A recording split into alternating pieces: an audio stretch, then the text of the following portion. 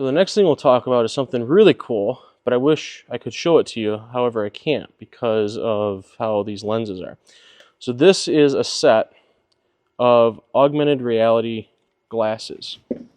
So what these are is just a basic pair of glasses with OLED screens in the top here that project down onto the lenses, and they're focused to be roughly 12 feet ahead of you. So what this allows you to do is you plug in a cable into this arm here, and that cable needs to have HDMI and power, and what will happen is you put them on, and whatever picture you have come up will be on here. So what we did with this is we used a software called TronView, which is basically a heads-up display software. So there's a gentleman named Cecil Jones and his son Chris Jones that developed the software to be used originally for actual heads-up display technology that they were working on, trying to get into smaller aircraft.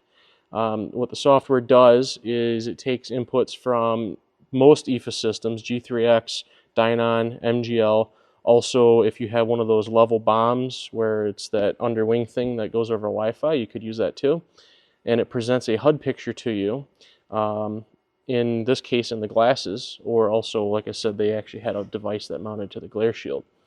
What we did with this, other than install it in the airplane, is I spent a lot of time helping them get the G3X side of things honed in.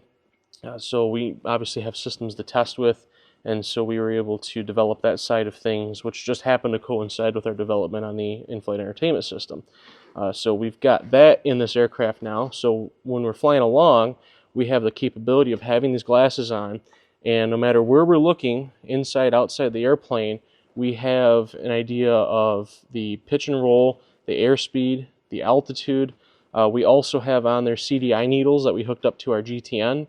So if you're flying an instrument approach, you can actually get your CDI and VDI crosshair on there and fly it through those glasses. It's really cool.